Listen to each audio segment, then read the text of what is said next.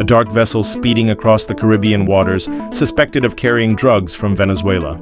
Suddenly, U.S. military forces close in, and within moments, the boat is destroyed. 3 people aboard are killed. And then, President Donald Trump steps forward to announce the strike, not only confirming what happened, but also hinting that the United States could expand military action against drug cartels. This latest event is more than just a drug interdiction. It could be the start of a much bigger and riskier U.S. military involvement in Latin America, one that carries implications for Venezuela, the region, and even global geopolitics. So, what exactly happened? Why is this so significant? And how could this single operation shape the future of U.S. policy in the Americas? Let's break it down. On Monday, President Donald Trump announced that U.S. military forces had once again targeted a boat allegedly carrying drugs from Venezuela. According to his statement, 3 people aboard the vessel were killed. While drug interdictions are not new, the U.S. Coast Guard and Navy have been seizing narcotic shipments for decades. What makes this announcement different is the tone. Trump didn't just frame this as a successful operation.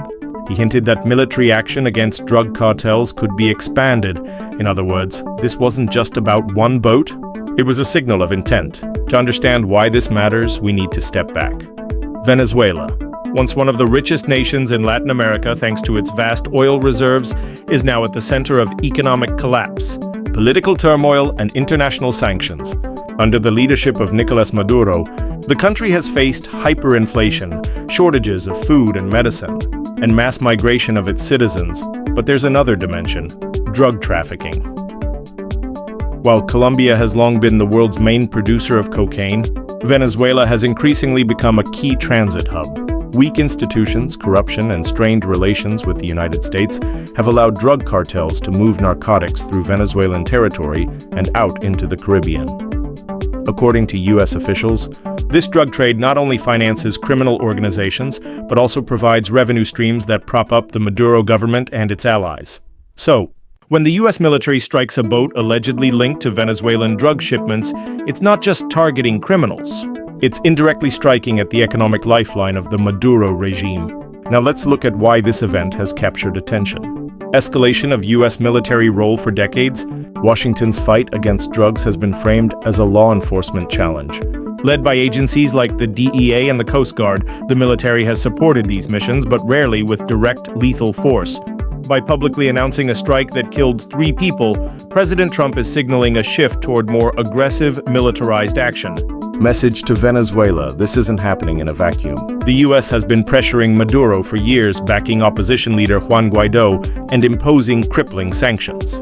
Military strikes on drug networks that rely on Venezuela send a clear message: Washington is willing to use force on the periphery of the regime's influence. Regional impact: Latin American nations like Colombia, Brazil, and Peru are watching closely.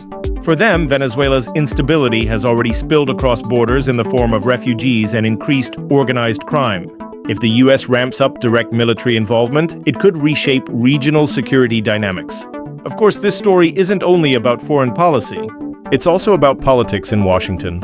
President Trump has consistently positioned himself as tough on crime and drugs, frequently tying narcotics trafficking to issues of border security and immigration. By highlighting a dramatic military strike against a drug boat, Trump reinforces his narrative of strength and decisive action. But there's another layer: the politics of timing. In moments of domestic political tension, foreign policy announcements can rally support, distract from controversies, or project authority. This operation, while small in scale, plays into that larger strategy. While the announcement sounds bold, it's not without risks. International law questions. If these strikes occur in international waters, Washington might argue they are justified under anti-narcotics operations. But if they edge closer to Venezuelan territorial waters, it could spark diplomatic clashes. Venezuela could accuse the U.S. of violating sovereignty. Escalation with Maduro. Nicolas Maduro has previously accused the United States of plotting military interventions.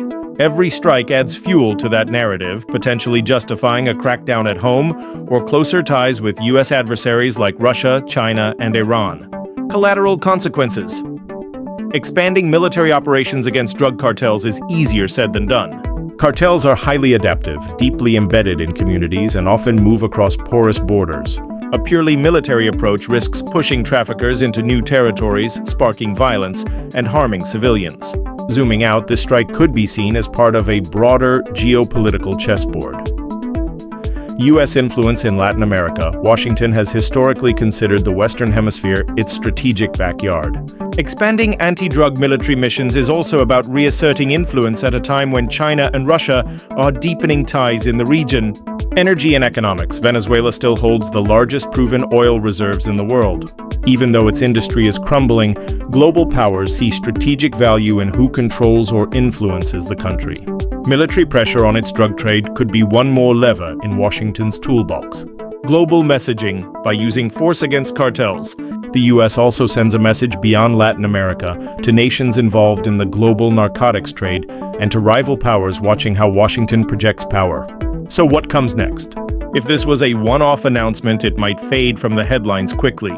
But if the U.S. continues or escalates such strikes, we could see increased tensions with Venezuela, a stronger U.S. naval and military presence in the Caribbean, potential pushback from international organizations questioning the legality of these actions, and possibly retaliation or indirect moves by cartels allied with factions in Venezuela.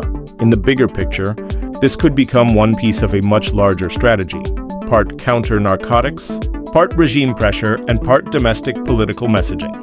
The strike on a Venezuelan drug boat may sound like a small event, but beneath the surface, it represents much more.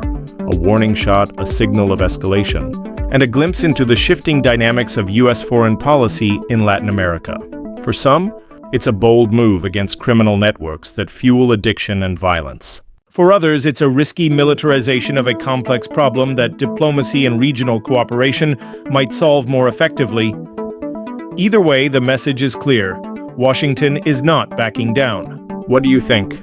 Is this a justified step in the fight against drug cartels, or is it a dangerous escalation that could drag the U.S. into deeper conflicts in Latin America?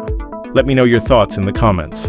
And don't forget to like this video, share it with others who follow global politics, and subscribe for more deep dives into the stories shaping our world.